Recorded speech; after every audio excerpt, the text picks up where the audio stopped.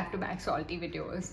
Like, it doesn't bode well for me. Hi guys, and welcome back to my YouTube channel. My name is Neha, and today I am talking about my most disappointing reads of the year. I'm on a bit of a break for the last couple of weeks of December, and I want to keep that window of opportunity open for new favorite books to be added into that list. I want to be optimistic, and similarly I don't want any more disappointing reads to be added onto that list, being optimistic. So that's why kind of became like that it's two back-to-back kind of like negative review books, so please don't mind. And I'm coming with the same disclaimer of my previous video. So I have my laptop here with me, and I've set the filters of my book Excel sheet into the year 2021. My rating is 2.5 and below, and my final verdict, I have like this final verdict column where if it's a 5-star read, I say it's amazing, or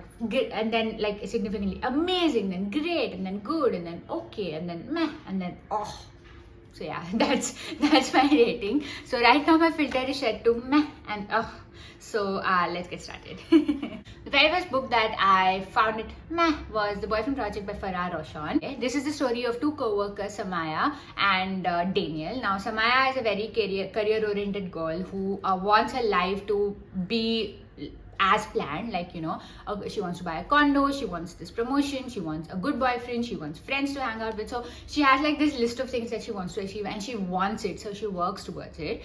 She goes out on this date with this guy, and she's been seeing him for a little bit, and on that date she realizes that she's been catfished by this person, and along with her there are two other girls who have also similarly fallen into this trap laid by this man. So they out this man in a very public way, and that goes viral. So their faces are very recognizable on Twitter and all. But these three girls also strike up a friendship, and they have this like whole girl gang, girl power thing going on. So they kind of decide that they're going to be off men for a bit to focus on one particular thing in their life. So for Samaya, it's a career. So she decides that she's not going to date, she's going to focus on her career. She goes to office and she meets Daniel, who's her new co-worker, and they immediately hit it off and sparks fly. They can't be together, as is typical to rom-coms, because there's some very, very menial little problem that they encounter, and yeah. I like Samaya as a character. She was very like career-oriented, strong woman, kind of woman that you unfortunately don't see enough in romance books, I think. So that part was really good. Like, she was this total absolute go-getter, and I really admired that. I really admired the writing for that strong character. But the entire romance part was just so stretched out for like the most trivial of reasons. I just did not get why it has to be stretched out so much. And also the characters like banter was too cutesy. Like, I didn't think that could happen until reading this book. It was just too cutesy, too stretched out, too like cloying, and I didn't like it. So I ended up rating this 2.5 stars out of 5. The next book is Sophie Kinsella. Writing is Madeline Wickham. The book's name is Sleeping Arrangements. Oh, this book, I think I talked about this in a wrap-up. I don't remember. I'll link that up and down below if you're interested in watching that particular video. But this is the story of a family who needs a vacation. They go to a villa and they realize that they've been double booked. There's another family who's also been booked for the same date, so they all end up having to share the space together. The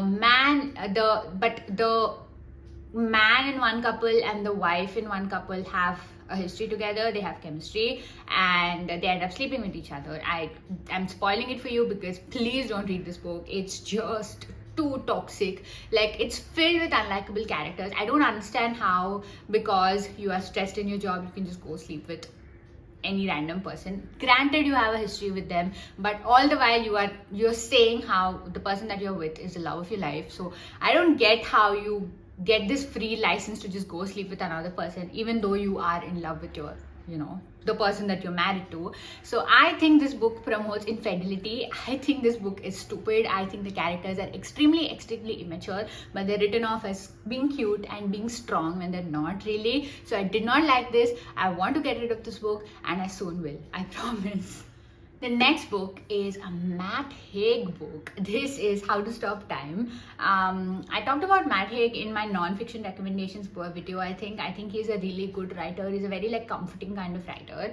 But this particular fiction book of his just did not sit well with me. So this is the story of this one character, the protagonist, whose name is Tom, and he has this medical condition because of which he ages like infinitely slowly. So he's been alive for like centuries now, and in present day, in 21st century, he's like a teacher, and he still has a broken heart from like centuries ago, and he's kind of searching for his daughter in like the space time something, I don't remember. But anyway, some of the aspects of this book I did find interesting, because there's a style of Matt Haig writing which really strikes a chord with you, which really makes you smile, which really makes you feel like you've gotten a warm hug. So those aspects I really enjoyed. He talks about time, he talks about the gift of the present, he talks about how procrastinating about the past is really not very fruitful. So that aspect really enjoyed, really liked the dialogue of that. But I did not like Tom as a character. He was so moony. Like, you've been alive for centuries now, you should get over this girl. But he's just so moony, and just the entire plotline is just so convenient. Like, because he's been alive for centuries, he somehow manages to be in every moment of historical significance. Like, he meets F. Scott Fitzgerald, he meets Shakespeare, he meets all these like amazing characters, and there's nothing drawn out from that. So too convenient, I felt, and I did not like the character. And yeah. And another very irritating thing that I found was that the author is writing in like normal English, right, the modern day English, and then suddenly he'll remember that he's supposed to set this in like a different, like in a historical period, and he'll add like a few old phrases like ye old day English type thing, like this and thou and that and all of that, and found it very annoying. Like, either stick to that aspect or stick to this aspect. Like, in the middle, don't put in these words and act like, oh, this is set in like the 17th or the 18th century. Here's a little reminder of it. So yeah, I rated this book 2.5 stars out of 5. The next book that I was meh about is Anjum Hassan, A Day in the Life Stories. This is a collection of short stories. I think I filmed a vlog of reading this entire collection. One of the first few vlogs I filmed, actually. I'll link that up if you're interested. But this is a set of short stories of regular people. So each story is of a different character, of one day in that character's life. So you get to see like there's different aspects of their regular life, and also like a few of the issues that they're facing. It's pleasant enough, the pace is okay, nothing just drew me in. I also think I went into it with a little bit of a heightened expectations, because I do remember seeing this book a lot before heading into it, and I had this book for a couple of years since before that. So I think I just had too many expectations and they didn't match up, so I felt disappointed, I think. So yeah, none of the stories also really hooked me. Like, there's in a short story collection, there's always one or two short stories that really draw you in. I didn't feel that for any story in this book. So yeah, again, a 2.5 star read for me. Then I have Black Coffee by Agatha Christie. It says Agatha Christie, but it really isn't. So the play, it's written as a screenplay originally. It was written by Agatha Christie and then written as a novel form by some other random dude. Started reading this as part of a Agatha Christie book club that I was briefly a part of, and just did not enjoy this one at all. Like, the murder mystery aspect of it was fine, was average, I would say, but just the writing of this book, like, I could tell, like, in the first couple of chapters that this could not possibly have been written by Agatha Christie. Like, she talks, the references to Poirot are just so like ostentatious. Like, Poirot is like this snobby guy, and the way the character is presented is also written like that. And if you read Agatha Christie's other books, Poirot is really not characterized like that. So I just could not relate this particular Poirot to that particular Poirot, and I did not enjoy this book at all. And as soon as I found out that this was adapted into novel form by a man of a play written by Agatha Christie, totally made sense. And then we have Below Deck by Sophie Hardcastle. I got this book as part of this subscription thing that I have with one of these book websites in India. Very unreliable. If you're from India and you're a reader, you know which website I'm talking about, I think. I got this as part of that subscription box, even though this would not have been my first pick. This is the story of a woman who ends up randomly on board of a ship, and she becomes part of the crew there, and she discovers like this love for oceans. So slowly she starts to learn the language of the ocean, and she builds up experience of being on board and being a part of the crew of multiple different ships.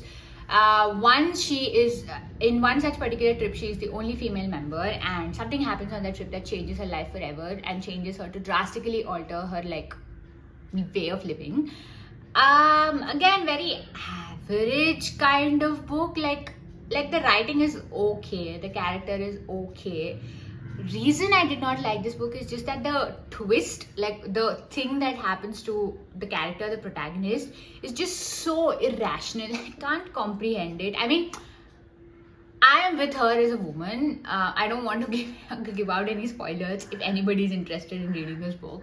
But I am totally with her as a woman. Like when I'm reading it, I was, I will be up in arms for her. But just the way it happened, like I don't think testosterone can be attributed to that evil behavior. You know what I mean? Like, there's no rationale for the way that the writer made the characters behave.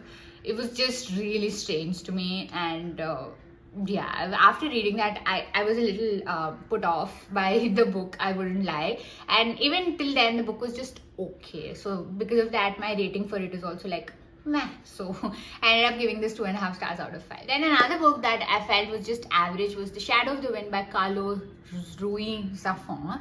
After reading 84 Charing Cross Road, I became obsessed with this idea of reading books about books, and this one was highly recommended by a lot of people for being a book about a book, but it's really not.